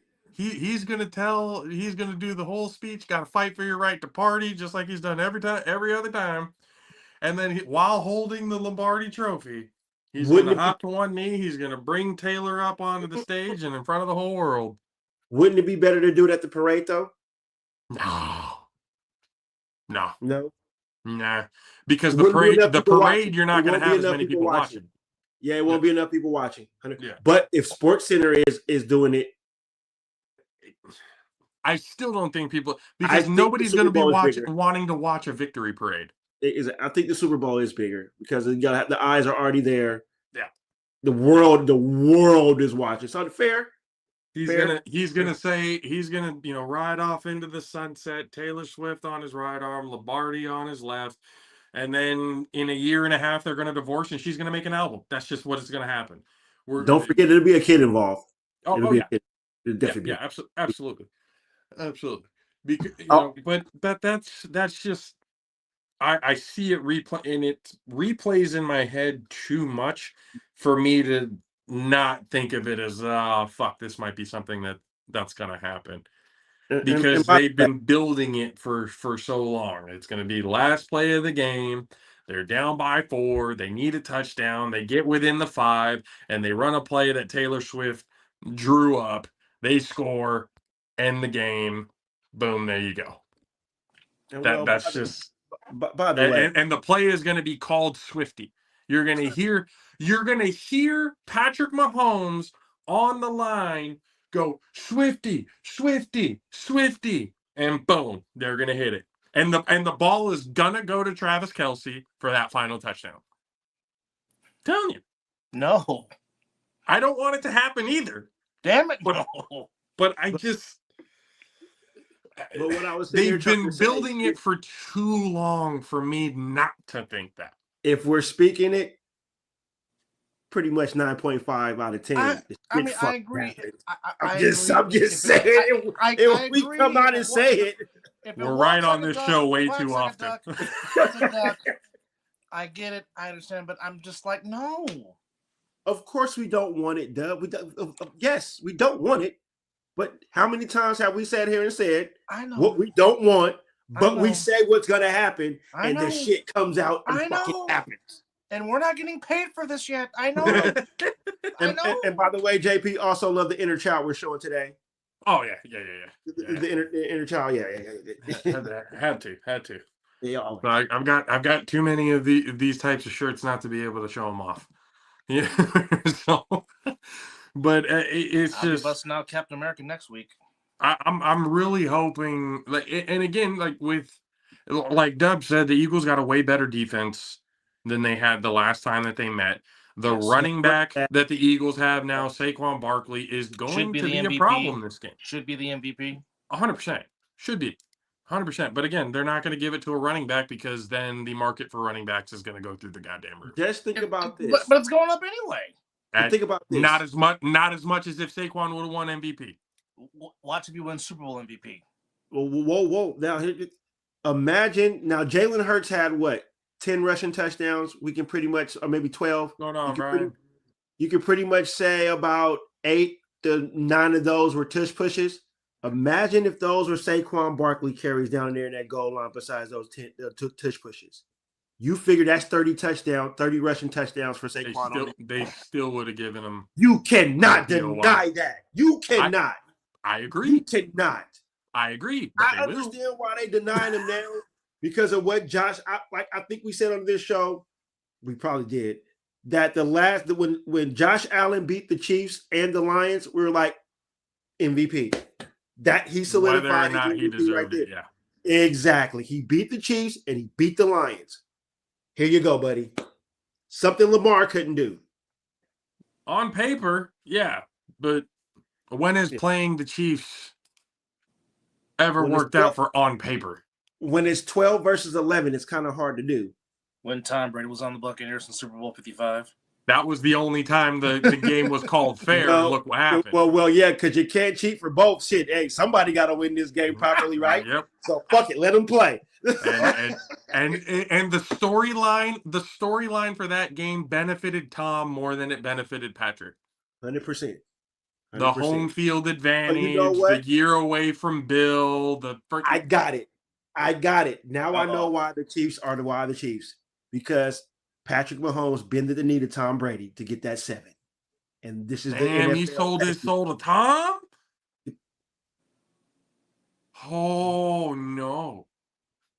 Oh, if that's the case, then yeah, they might be. They might go that 3-peat. But I still don't even like the argument that I'm just throwing speculation out there. I'm just throwing speculation. 100%. Like I don't like the idea that people are already gonna get like if they do win the 3-peat. Mm-hmm. Oh, Patrick Mahomes is the GOAT. Hold on. Hold your horses. He still needs to play in at least 10 Super Bowls. He needs to win 7 or more. Well, first off, pass Montana and Bradshaw first. Right now, you're sitting at the table with Troy Aikman. Get to the table with Brady, Montana, and Bradshaw, and then get past Bradshaw and Montana. Then you could say something. Well, anyway, even if he gets past Montana is still the GOAT. What's his record? 4-0. No picks. 4-0 with no picks. Like LeBron and Jordan. LeBron has been to many finals. He's been to 10. And you got to look at what's the his era record? too. The era that Joe Montana played in was essentially prison ball. Just don't say brutal. If you've ever played Blitz the League, that's what it was back then. I'll say this: wide receivers ran across the middle, knowing they were going to get blasted. That's how brutal the league was back then when they were whether they caught it or not. Exactly. I will just say this. I want to see how Patrick Mahomes is going to get away from Lawrence Taylor, from Reggie White, from Howie Long, from Stephen Michael, from Mike Singletary. No. Did you say Derek Thomas? Did you throw Derek Thomas in there? Oh, get away from Dexter. Get away from Dexter Manley. Get away from Derek Thomas. Get away from Clyde Simmons. Okay. Let's see how you take the same hit that Jim Burt gave Joe Montana. Let's see if we can take that. Hell, the hit Aeneas Williams gave Steve Young. Oh, Jesus. And that was on Monday Night Football at that. Fuck you, Lawrence Phillips. Take any hit from Ronnie Lott. Any hit. Ask Ickey Woods. He was never the same after Ronnie Lott said hello. Hell, Steve Atwater. Steve Atwater didn't give a shit about his own body. Ask Christian Okoye, he was never the same after the Nigerian Nightmare? Yes, he was never the same. Wait, the Nigerian Nightmare ran after he got hit by Atwater. He was no Atwater, longer a nightmare. Atwater was willing to knock himself out for certain hits. We've seen it multiple times. Yes. Well, the only person that made Steve Atwater whiff was Vincent Edward Bo Jackson. The only one. Well, I'm moving out the way too, though. I'm making multiple business decisions, seeing Bo run my way. Hold on, that's a big motherfucker. Hold on, that's Brian Bosworth made a business decision, and it did not go well for him. Brian Bosworth's career ended before it could really even started because of Bo. Yes. Hey, what McAfee say when Braun Strowman come out? Yeah, that's how I feel about Bo Jackson. If he coming at me full steam, nope. That's one big son of a bitch. That's a big SOB. Yes. What was he about? 230, 240, running a 4.1? Fuck that. Fuck that. Probably a 3.9 if you really wanted to be. Yeah, I mean, like I said, Bo could have been the fastest man in the world if he wanted to. If he wanted to, he could have. I just actually had Jack Youngblood in my head for that. Man played on a broken leg. Him and Terrell Owens played on broken legs in the Super Bowl. Yeah. I mean, obviously we can get into the what they do. Take that adrenaline shot? No. Not T.O. No. Or T.O. took a Toradol shot. Yeah. Jack Youngblood in Super Bowl 14 had a broken tibia and fibula. He said, tape that shit up. I'm playing. And he played very well. And the Rams almost beat the Steelers in Super Bowl 14. That was a very competitive Super Bowl. And then T.O. playing on a taped broken leg. Okay. T.O. only came back 5 weeks after having his surgery after getting a horse collared and balled out against the Patriots. And you got to think about the medical back in the day when Youngblood was playing compared to what T. You know what I'm saying? That's oof. He was out there Hoyt, but still playing. That adrenaline is a motherfucker though. Adrenaline is on its own can really push you through. Like you're gonna be in fucking pain afterwards. Jack Youngblood and Phillip Rivers will forever have my respect because Phillip Rivers should not have been playing. He should not have been upright. He should not have been playing on 2 ACL tears. No, he should not have been on upright. But there's good old LaDainian Tomlinson over there with the dark out helmet and the jacket on, looking pathetic. Just give it to LT. Let him go. No, LT was on the sideline over there. Oh shit, that's right, he was. Like I said, dark helmet and a jacket. He played while his quarterback is out there playing on 2 bad legs. 2 ACL tears. And you're worried about a groin. Oh. I think that was LT's injury. It wouldn't be surprising. Just as long as it wasn't turf toe. That's the most annoying fucking injury I've ever seen. Now, if it was turf toe, just ask Michael Thomas. Hell, Shannon Sharp had a turf toe and still balled out in the playoffs. That's what I'm saying. Like turf toe, that's just like. Again, I've never had turf toe, and if I have had turf toe, I didn't know I had it. It's the reason why Deion Sanders retired. Okay. Well, is that the reason why he only has 8 toes down now? Yes. Yep. Yes. Okay, so then turf toe might actually be. Long term wise, it may fuck you up more before he lost his toe. He literally took off his sock, and you saw it, and you're just like that. How his toes were lined up, like that toe's not supposed to be where it is.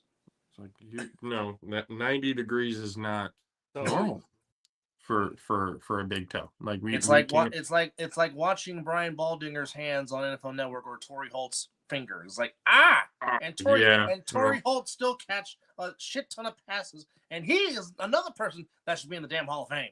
That's not in the Hall of Fame. Brian Baldinger and finger, woof. That man can't even get it straight. It's just permanently just that's just. But like I said, it's just especially when you're getting into this Sunday. I've made some. I mean, the last few years, and I'm gonna knock on wood here. Last few years that I've bet on a Super Bowl, payouts have been pretty good.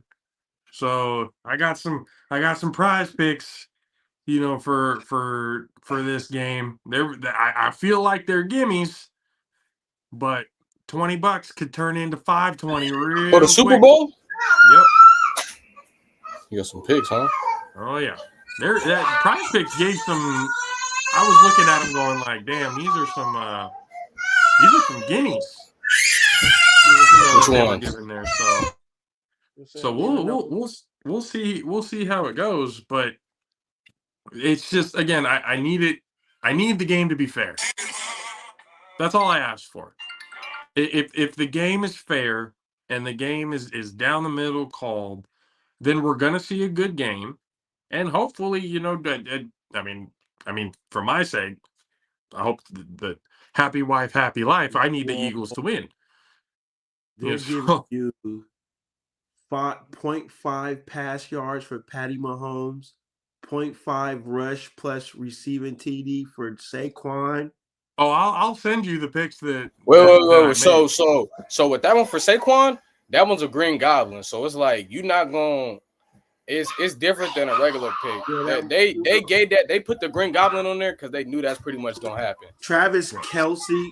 You think Travis Kelce ain't gonna get a touchdown in the Super Bowl? Is it a Green Goblin? Nah, it's a devil. Travis Kelce getting a passing touchdown is a devil? I mean, hold on, let me see. Oh, that's a Red Demon. Oh, that's I'm a telling you, gimme. bro. Oh, I'm boy. telling you, they gave some picks there that I was like, oh, this is a gimme. Hey, AJ Brown gonna get one. I think AJ Brown to get one. There's a lot there that I'm looking at. Hold on. Here's the kicker right here. Isaiah Pacheco, 22.5 rush yards. Hold on. Let me. That one I'm not too sure. Well, 20 could be, but the way Mahomes has been talking this week, talking about he wants to give DeAndre Hopkins and Kareem Hunt a Super Bowl. That tells me they're going to utilize Kareem Hunt a whole hell of a lot more than they are going to. I mean, they got his at 43.5. I don't know. I'd have to do my homework on that because Kareem Hunt is a demon for 0.5 rush touchdown, rush or receiving TD. And I don't think he'll get it. Maybe not the rushing, but the touchdown. He'll get a touchdown. I don't think he'll get the touchdown. I don't think he'll get the touchdown. It'll go to Pacheco. If anything, Kareem Hunt's a plus this time on FanDuel. This time I didn't do the 6 of 6. I did the safer play. So it should be a little bit y'all better. Y'all didn't take that Saquon Barkley 112 rushing yards, did y'all? No. I was about to say that might be a bait. I wouldn't take that. That one I looked at going. I feel like he's gonna go over, but given it being the game that it is and how I feel the refs are gonna call it. Yeah, he's not going over that. He's not going 112. I don't know. That's not a real safe pick to me. He may do a good 80. The Eagles are a very good offensive line, so it can happen. It can. But that's if it's called down the middle. Back to that part. Back to them zebras. You think the refs aren't going to have a yellow cloth ready for when he breaks off a 60-plus yarder for a tutty? Oh, you mean that phantom holding call? You goddamn right he's going to get the phantom holding call on that. They're not going to let Saquon break. Hell no. Hell to the no. And like you said, he didn't get the MVP because running back value is going to skyrocket. If he gets Super Bowl MVP, it's going to, again, skyrocket. So they're going to try and prevent that shit. I'm telling you, they're going to try and prevent that. Kellen Moore. Don't be like Pete Carroll. Don't be like Darrell Becker. If you are at the 1-yard line, does AJ Brown get a touchdown? If you're not going to tush push or do the brotherly shove, give Saquon the football, please. Yep. Just do it. Let him go. Just let him have it. Just do it. But they're gonna. But I just feel like I see it. They're gonna try and give Jalen Hurts the Super Bowl MVP. He's gonna have 1 or 2 rushing touchdowns, maybe a couple of passing touchdowns. He played pretty well in that Super Bowl that they had a few years back. He threw for 304 yards. Yeah, No, Smith had some catches he for- had a hell of a game, and Yeah. I can see him having another good game like that. But again, the way Saquon has been playing, you have to feed that man. Yep. You have to feed him. If it wasn't for Saquon, y'all wouldn't be here. Like, No. let's just be 100% real. Without Saquon Barkley, the Philadelphia Eagles are not in this Super Bowl. I'll say it like this. In I don't Super Bowl agree with that. 57, Jalen Hurts was your leading rusher with 70 yards. And he threw for 304. So he basically was the offense in that Super Bowl for that game. And you didn't have to do that this game now because he's got Saquon. He threw for one touchdown pass, ran for 3. Man Yeah, did everything you could physically possibly do to win you the game. He just did everything but win the game. Yeah. Well, Saquon changes that, I believe, a little bit. Absolutely. 100%. Absolutely. 100%. That's going to change that a lot.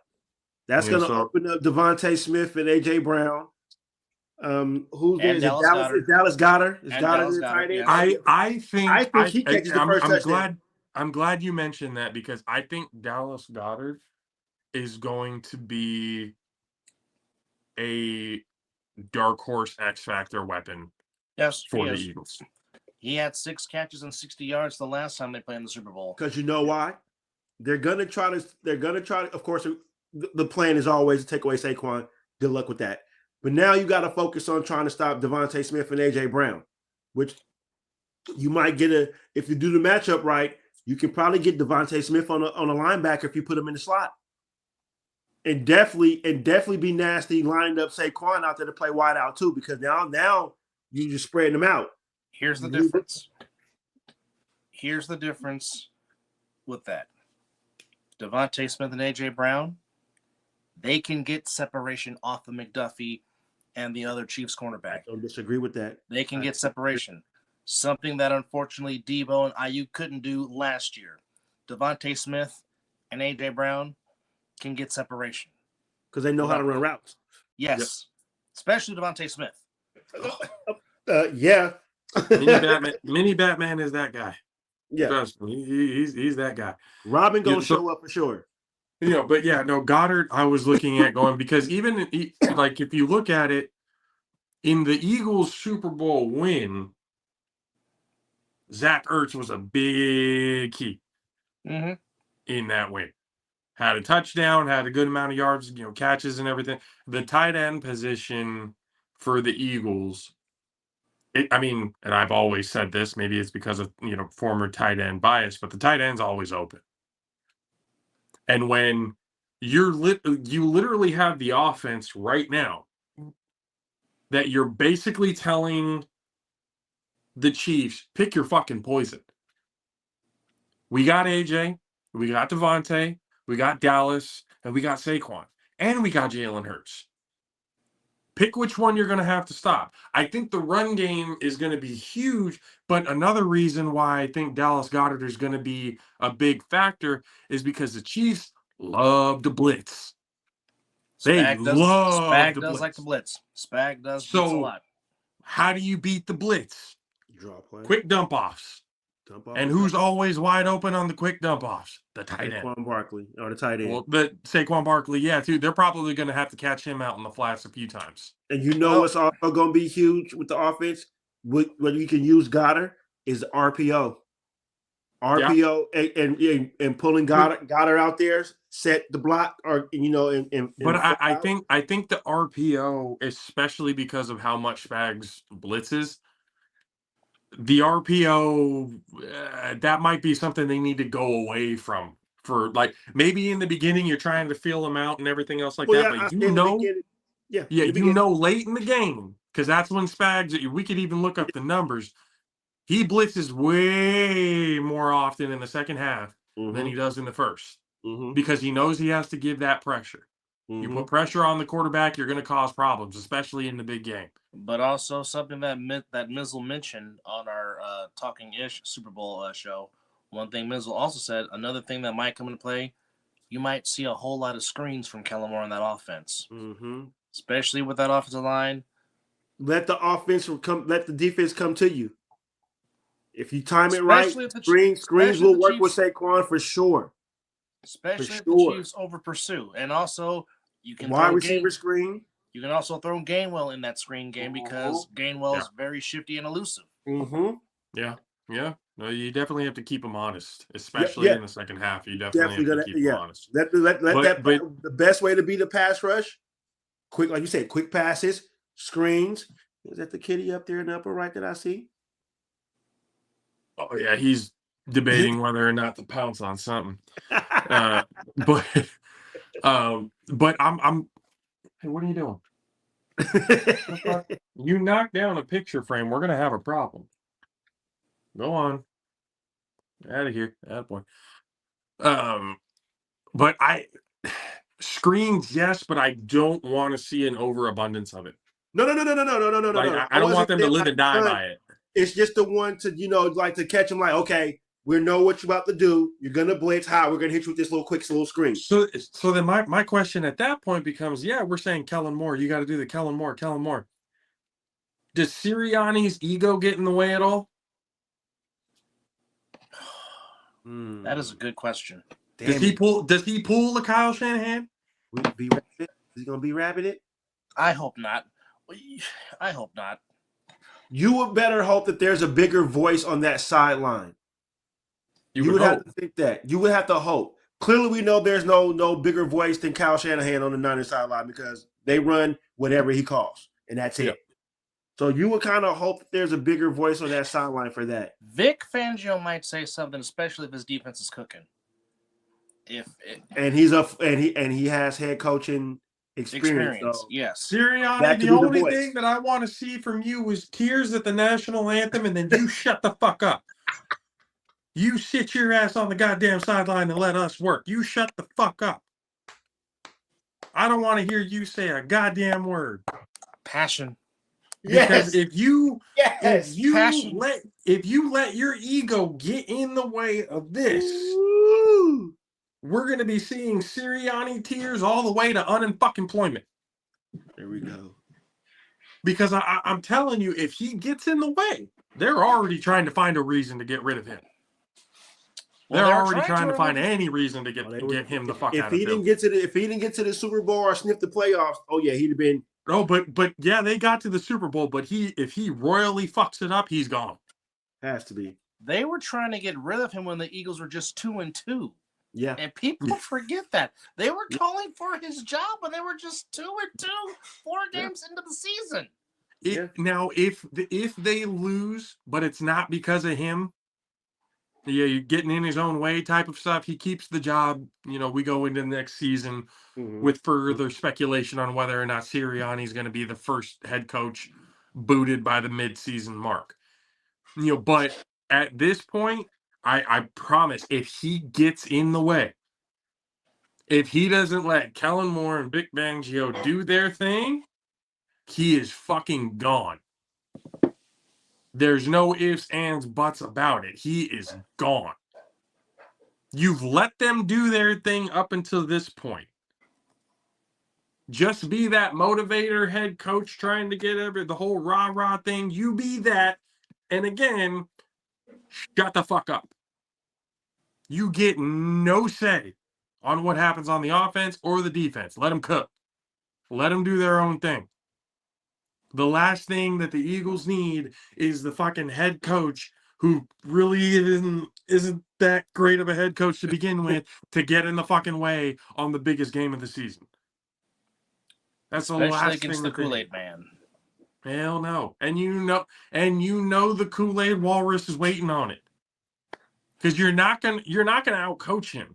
You're not gonna outcoach Andy Reid. You're just not gonna do it. So to think, if Sirianni has the ego to think that he can outcoach Andy Reid, once again, he's gone. You need to know yourself. You need to play within yourself. Play with what I can't believe I'm a fucking broken record saying this. Do what got you there. Stop trying to play Chiefs football. You are not going to beat them at their own game. Play your game. Stick to your game. Run the ball down their fucking throat, because run defense wise, the Chiefs are not that great. at all. So there is no reason why you shouldn't be using Saquon until the goddamn wheels fall off. This is why you sign him. This game is exactly why you signed Saquon Barkley. You know, to This be game. able to have him get it, that's what you should do. But if Jalen Hurts is throwing the ball, not even 30 plus, if he's throwing it 25 or 20 plus, the Eagles are losing this game. Oh no, I said Saquon needs to touch the ball 20, 25 to 30 touches. Yes. He needs 25 to 30 touches. Easy. Whether it be in the pass game or in the rush game. Exactly. Touches. Saquon I didn't say running, is your key player. Yes. They're going to key in on him, but can you stop it? Exactly. You make the Chiefs prove that they can stop Saquon before you start looking into something else. I'm telling you, if Jalen Hurts throws the ball more than 20 times this game, Eagles are done for. They're not winning the game. I think he should use his feet more than his arm in this one. This might be the one. Read option plays if you have to. Yeah. That there should not be a whole hell of a lot of passing from the Eagles because, one, not only do you want to utilize the run game, get Saquon hot and everything, you want to keep the Chiefs' offense off the field. Exactly. Run as much clock as you possibly can. You need time of possession is key in this game. Huge when you play the Chiefs. Period. You need to outdo them in time of position by at least 5 to 10 minutes. Now, interesting you mentioned that because against the Packers, Hurts only threw the ball 21 times. Against the Rams, only threw the ball 20 times. Now, against the Commanders, he threw the ball 28 times, but he was 20 for 28. That game was a little different, though. That was a 50 plus burger. Yeah. Well, again, that game. But wait. With JP, did we just sit down and Saquon took off? Yeah. That game we just sat down and he took off. No, and he was gone because but here's the thing. He threw the ball 28 times, but that shouldn't be, he threw the ball 28 times. We should be fine. No. You don't want that. Case by case basis. Well, circumstances say something different. Well, again, that game was decided. I'll say it like this, okay. I think Saquon did not play the whole entire fourth quarter, obviously. No need to. He finished the game 15 carries for 118 yards. Easily could have had 200. Easily could have had 200 if they kept him in the game. But obviously they were saving the legs for New Orleans. And not to mention, and you've already mentioned this. Birthday. It's his birthday on Super Bowl Sunday. His birthday. So he wants to show out in the Big Easy, in the Cajun. What better birthday present to give himself than hosting the fucking Lombardi? And the Super Bowl MVP. Super Bowl MVP, Lombardi Trophy on your birthday? What up, little cuz? I saw little cuz in the picture a little bit. Saw little cuz in the picture. What's up, cousin? Wait. But I mean that there's a lot of things that we can sit here and talk about when it comes to what the Eagles need to do. It's very obvious what the Eagles need to do. Yeah. They need to play Eagles football, and that's the way that they're going to win. When you start trying to outcoach Andy Reid and play Chiefs ball, guess what? Get cute. Andy Reid's going to be enjoying another corn dog right there on the sideline. If they keep up the way they do it. They have to play their game. A cheeseburger, a corn dog, he's going to be living his happy Kool-Aid walrus looking ass life. He's going to be enjoying it. There's a reason why he names plays after the food groups that he eats. That's why every damn fried food. Yeah, that play that they won the last 2 Super Bowls on, basically that in and then back out route with the wide receiver, that's called corn dog. That play is called corn dog. Andy Reid names his plays after all of his favorite fried foods. That is crazy. You, And well, the Eagles better be prepared for that play because it's in the book. You know it's coming. And they're here's not the scared to thing. run it. That's the thing. You know it's coming. They're not scared to. They're not But scared here's the problem, though. It shouldn't get to the point where they do. Agreed. Because they only run it in crunch when the situations. game is about to be on the line. In clutch situations, yep.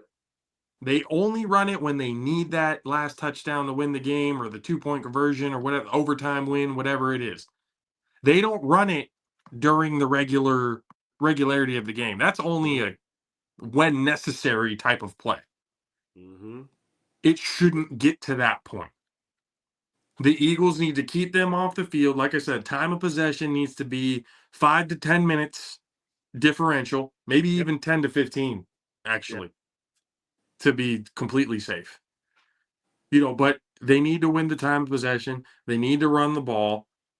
They need to play the way that got them there. Correct. And if they don't do it, we're going to be watching Kansas City hoist up another Lombardi Trophy.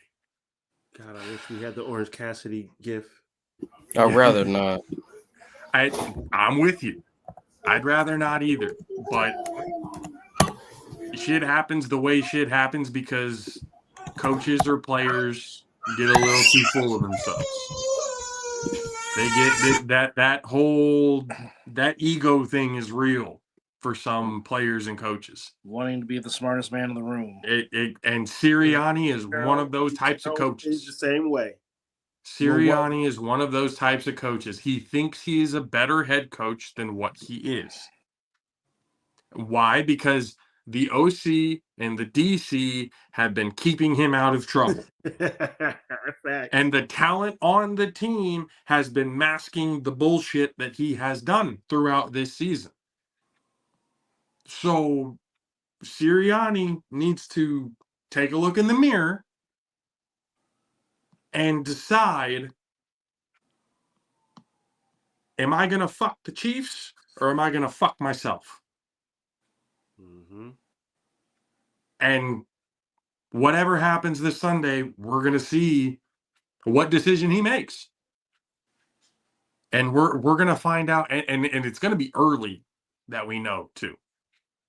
We're going to know by the end of the first quarter whether or not it's going to be a good game.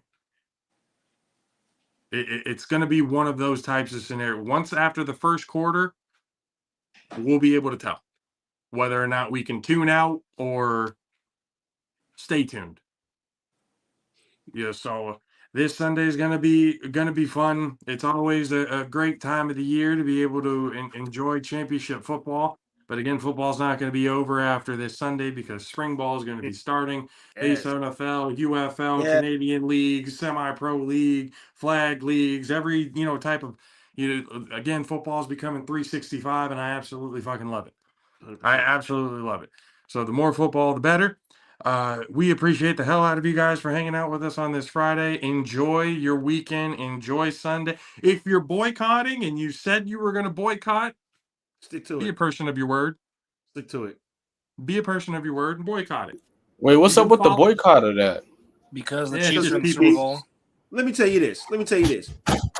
I had to watch bullshit football twice. The Niners and the fucking Chiefs had to bless the Super Bowl twice. I think I wanted to see that shit. No.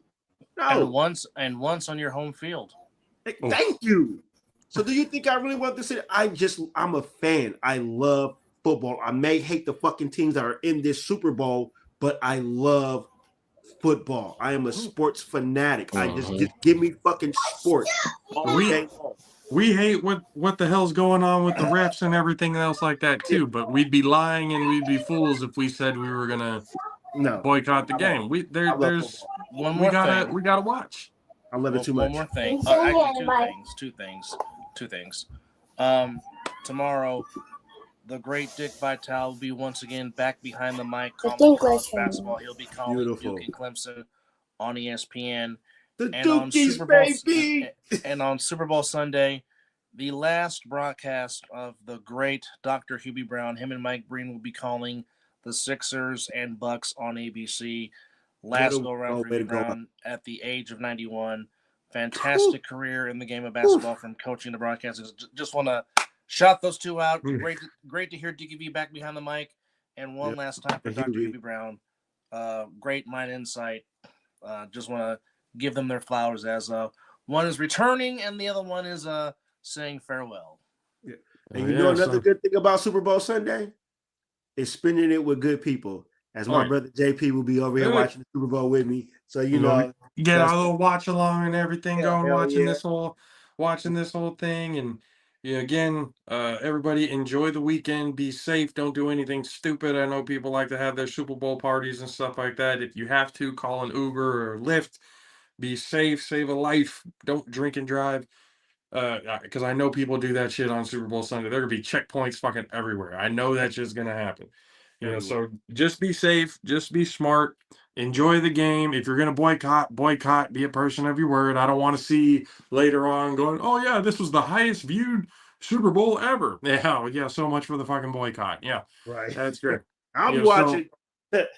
But we're gonna watch. We're gonna and if you want to, if you don't want to watch and you just want to watch us call it or react to it and stuff, you can do that. You know, join us here on Jaffos TV, Mizzle and Dub Show, and to be able to enjoy that. Subscribe, like, share. Want to appreciate and thank Matt Ryan once again for gracing us with his presence on the show, talking some A7FL ball. You know, going into March 16th. The beginning of the 11th season. A lot new teams, old teams, super teams, and history All points in between. Hey, it's and going to be history going one hell of a to be season. attempted to be made this year. So once again, love you guys, appreciate you, and before we leave, greatest DJ in the world, DJ Matchsticks. Monday. Indie Vibes with DJ Matchsticks premieres this coming Monday after Super Bowl Sunday. So that's going to be hella fun to watch. Be able to be on there. And then we'll see you guys coming back again. And we'll talk about it all on Tuesday here on the All-Pro JAFFOs, here on JAFFOs TV. Once again, like, share, subscribe, and I'll let you know whenever we go on all social media platforms at JAFFOs TV. We appreciate you guys. Mizzle, Dub, thank you guys for being on the show. EJ the Prodigy, for myself, JP, and for the greatest DJ in the world, Mr. DJ Matchsticks. We'll see you guys again next time. Deuces.